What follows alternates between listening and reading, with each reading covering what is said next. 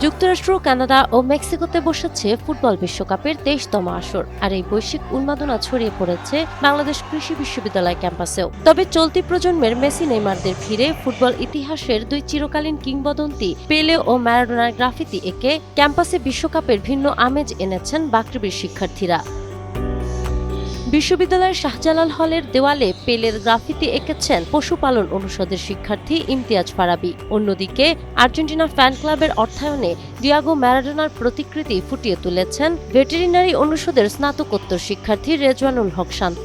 এই গ্রাফিতি দুটি দেখতে ও সামাজিক যোগাযোগ মাধ্যমে ছবি শেয়ার করতে প্রতিদিন হলটিতে ভিড় করছেন শিক্ষার্থীরা।